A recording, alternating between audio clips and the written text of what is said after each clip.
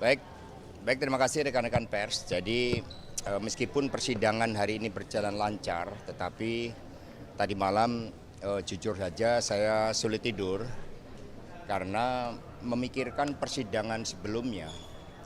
Di mana setelah kami berjuang sebelum ditahan oleh KPK pada hari Selasa tanggal 17 Februari, kami saat itu mengadakan konferensi pers agar KPK juga membuka ruang kemanusiaan terhadap saudara Agustiani Tio yang menderita sakit kanker untuk dapat melanjutkan pengobatannya di Guangzhou.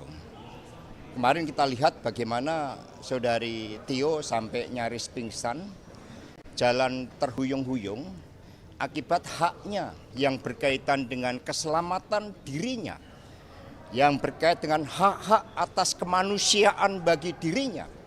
Pintu itu tetap tidak dibuka oleh KPK. Padahal saudari Tio sudah kooperatif. Dia kemarin mengatakan tidak mau disebut OTT karena saat itu tidak ada peristiwa hukum yang menyertai itu. Amplopnya masih ditutup, semuanya dia kooperatif. Dinyatakan sebagai penerima, dia kooperatif. Tetapi ketika kemudian ada intimidasi dan dia melihat suaminya kemudian dicekal tanpa pemeriksaan, dia tidak bisa berobat karena tidak mau menyebutkan keterangan berkaitan dengan apa yang terjadi di musola terkait dengan saya, maka kemudian dia menerima perlakuan yang tidak manusiawi. Rekan-rekan pers, ketika ketidakadilan terjadi, maka disitulah respek terhadap kemanusiaan itu akan hilang. Sehingga ini seharusnya menjadi concern kita bersama. Kalau toh saya memang ditarget secara politik untuk masuk tahanan, masuk penjara, dengan melakukan upaya daur ulang terhadap suatu proses hukum yang telah memiliki kekuatan hukum tetap, tetapi jangan pernah sekali-sekali mengorbankan kemanusiaan itu. Ini Pancasila kita. Di dalam Pancasila diatur bagaimana negara mengatur, melindungi segenap warga termasuk keselamatan hidupnya. Maka pada kesempatan ini saya menyampaikan suatu keberatan terhadap perlakuan yang sangat tidak manusiawi ini, dan semoga seruan kami sejak tanggal 17 Februari agar saudari Tio bisa melanjutkan pengobatannya itu dapat dibuka pintunya oleh KPK. Sekali lagi, ini bukan persoalan hukum lagi, dalam masalah kemanusiaan yang harus kita buka. Kita malu sebagai warga bangsa ketika negara tidak bisa memberikan ruang. Saya masih ingat ketika Pak Dahlan Iskan saat itu, beliau juga punya status sebagai tersangka, tidak bisa berobat, dibantu oleh Ibu Megawati Soekarno Putri. Saya dibantu untuk bertemu dengan Pak Yusuf Kalla karena alasan-alasan kemanusiaan itu. Kenapa sekarang pintu itu ditutup hanya karena saya dijadikan sebagai suatu target? Maka biarlah saya yang masuk ke tahanan KPK, tetapi saudari Tio yang sudah menjalani penjara, sudah bebas murni, hendaknya jangan lagi dilakukan berbagai halangan-halangan sehingga jiwa kemanusiaan itu sepertinya tertutup. Menurut saya ini pesan yang terpenting ya di balik seluruh proses-proses yang kita lakukan. Saya siap menerima apapun di dalam keputusan pengadilan, tetapi jangan korbankan hak seseorang yang sakit kanker untuk berobat, melanjutkan pengobatannya. Demikian dari saya, terima kasih, dan selanjutnya kami persilakan kepada penasihat hukum. Ya, saya mohon izin berjalan ya. Kurang sehat. Sehat dan semangat, oke? Okay? Semangat, Pak.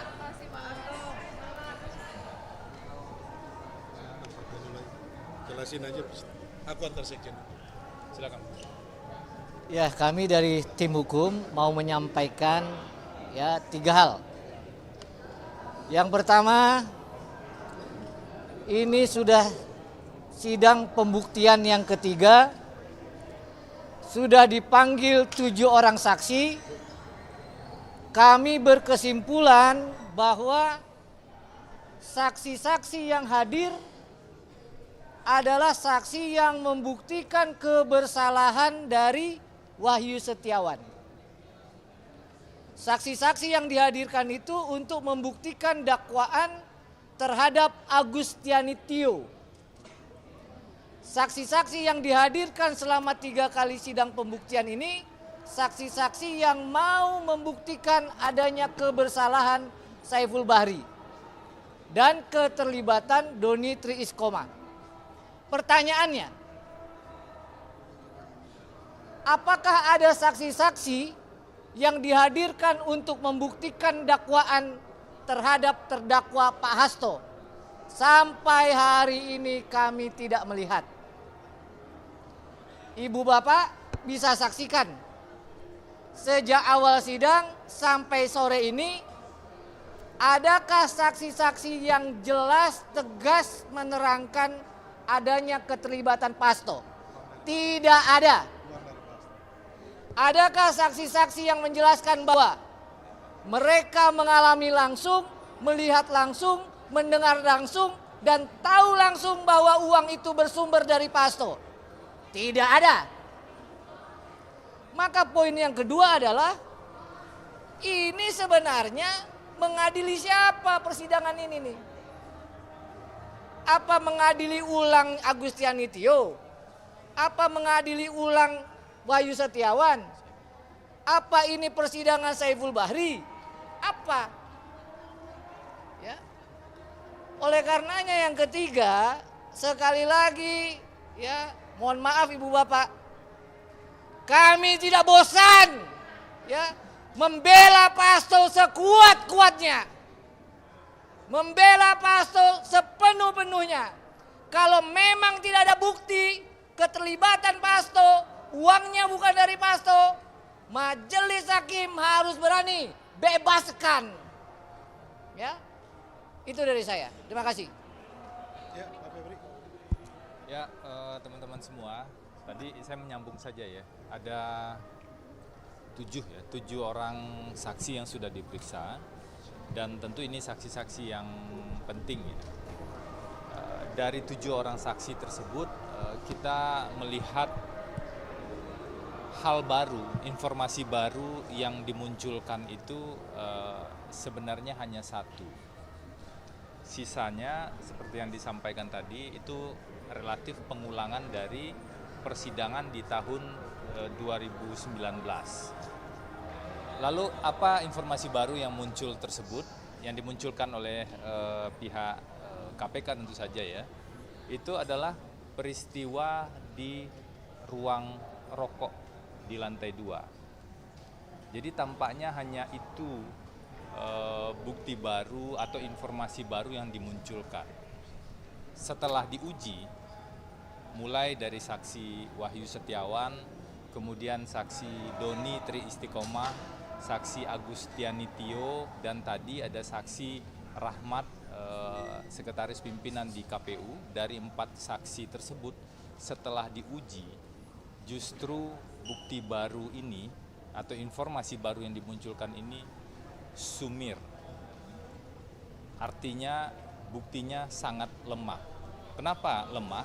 Pertama, karena bukti tersebut digolongkan pada keterangan Wahyu itu testimonium de auditu atau kabar burung. Yang kedua, setelah kami verifikasi, klarifikasi secara detail pada saksi di persidangan, justru yang terungkap adalah benar bahwa mereka waktu itu isoma, ada yang merokok, kemudian ada yang sholat, tetapi yang dibahas bukan terkait dengan Pak Hasto, bukan terkait dengan perubahan keterangan tentang sumber dana.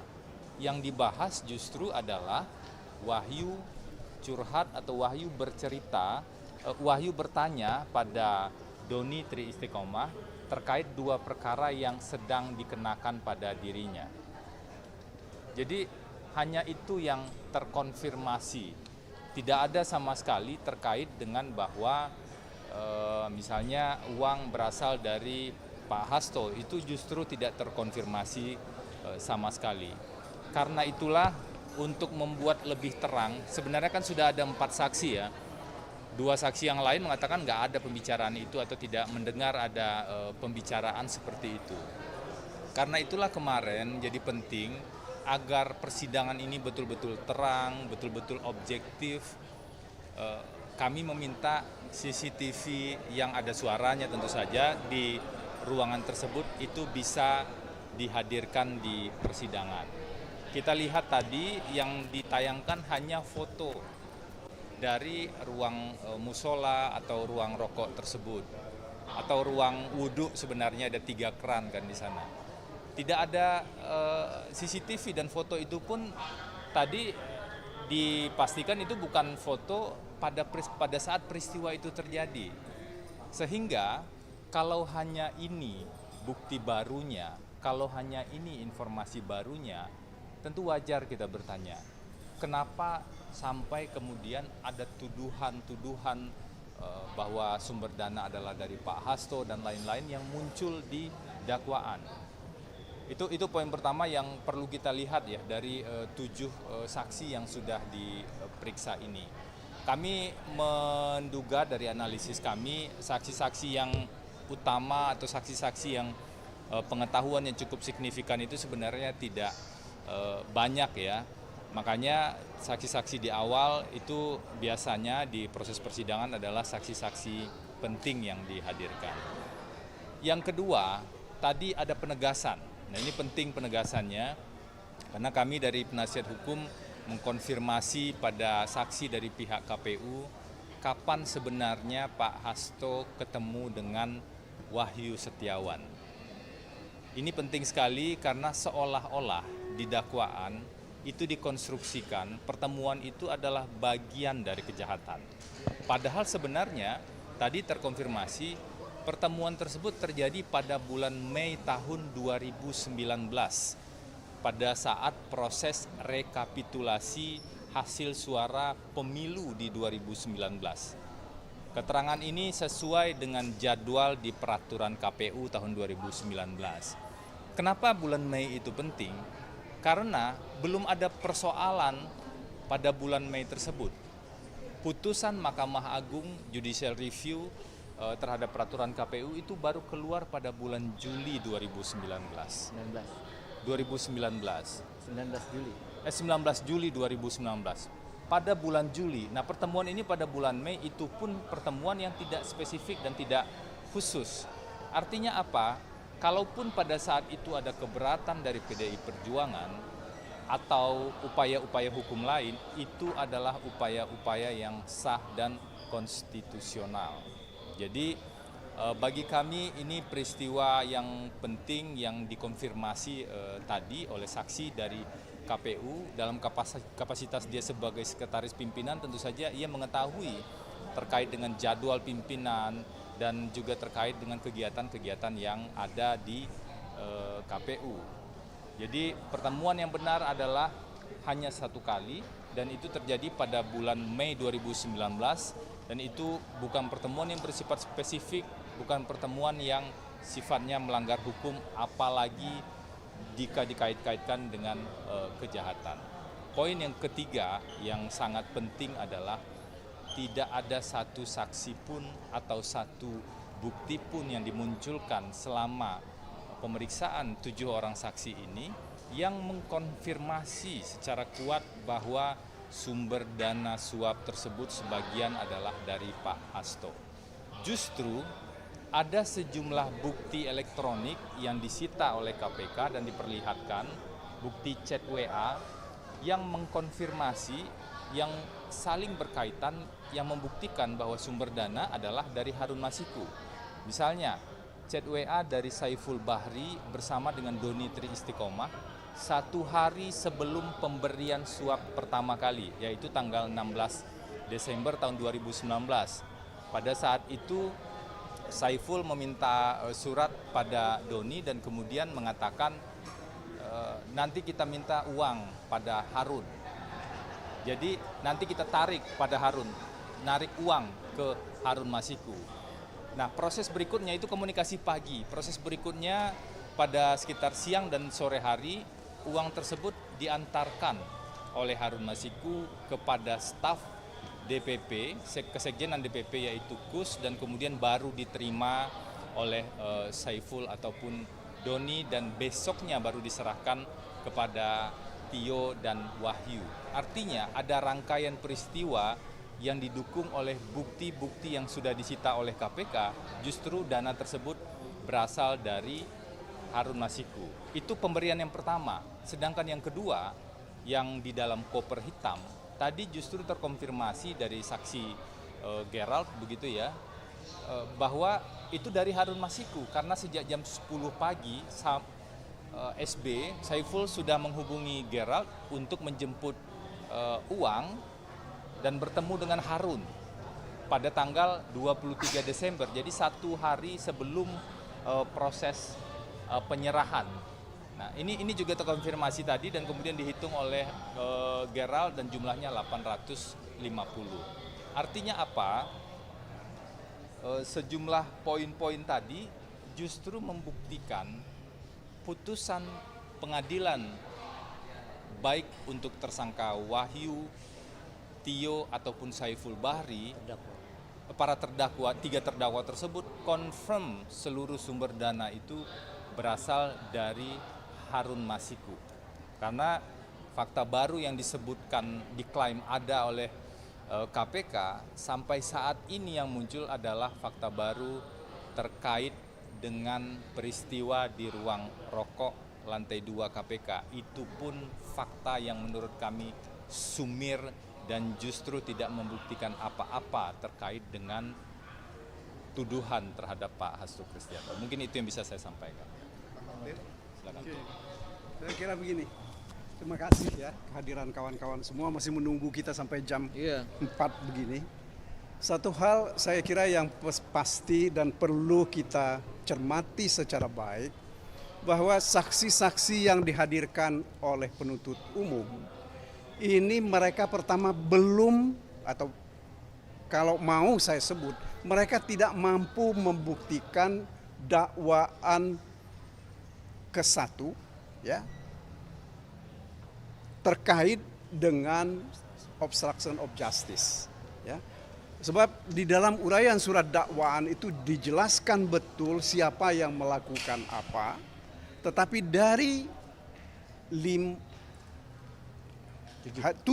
orang saksi yang dihadirkan sampai hari ini, belum ada satupun yang menerangkan mengenai peristiwa obstruction of justice ini.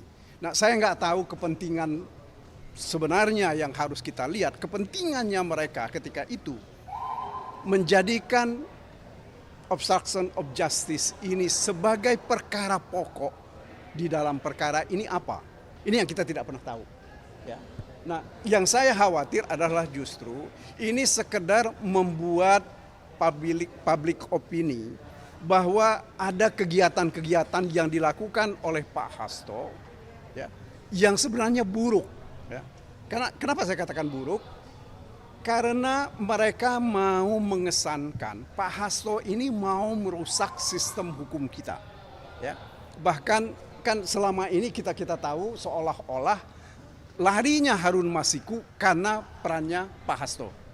Akan tetapi sampai hari ini ya, framing terkait dengan penghalangan penyidikan ini tidak pernah mereka bisa buktikan.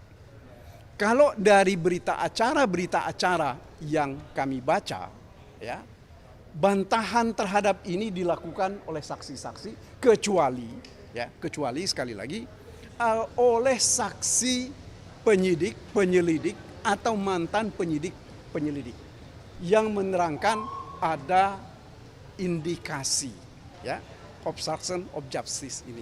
Ini saya kira yang pokok. Saya kira kalau mengenai suap tadi sudah diterangkan oleh teman-teman, apalagi terhadap uang, ya, tidak ada saksi yang real atau secara jelas mengatakan bahwa uang itu berasal dari Pak Hasto.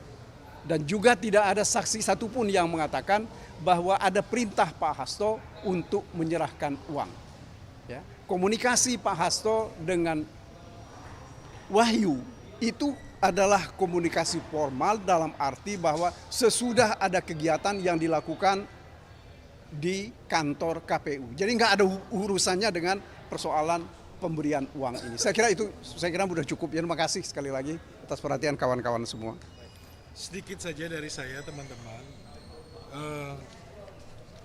Terkait dengan saksi yang dihadirkan hari ini, saksi Gerard, ini saya coba menyesuaikan dengan putusan 28 tahun 2020. Di dalam halaman 101 menjelaskan bahwa saudara Saiful menelpon saudara Gerard untuk ketemu dengan Harun Masiku. Kemudian saudara Gerard bersiap-siap jam setengah 10 pagi, kemudian dalam perjalanan sampai jam setengah 1. Saya bertanya kepada saudara saksi Gerard, kenapa tidak ketemu Harun Masiku? Karena terlambat, karena macet. Kemudian ketemu dengan Kusnadi. Nah, ini persesuaian dengan putusan nomor 28, yaitu saudara dalam perkara saudara Wahyu dan saudara Tio, bahwa kemudian saksi ini adalah Gerard, bertemu dengan Kusnadi dan mengambil uang tersebut dan berpesan, ini dari Harun Masiku untuk Saiful. Clear ya? Artinya apa? Ini mempertegas lagi bahwa persesuaian putusan nomor 28 tahun 2020 atas nama terdakwa Wahyu Setiawan dan Agustinus Tio di dalam keterangan saksi Gerard menjelaskan bahwa ada pesan bahwa uang dari Harun Masiku untuk Saiful. Supaya apa? Ini bersesuaian dengan putusan di 2020. Ini sesuai juga dengan BAP yang terbaru. Artinya apa, teman-teman? Saya melihat bahwa ini tidak ada hal yang baru. Ini menegaskan lagi bahwa kasus ini adalah kasus daur ulang. Kasus daur ulang yang sudah berkekuatan hukum tetap tahun 2020 dan tidak ada kaitannya dengan Sekjen PD Perjuangan Mas Hasto Kristianto. Dan ini kita lihat bahwa kasus ini sangat dipaksakan. Karena apa? Karena daur ulang. Nuansa politiknya sangat tinggi.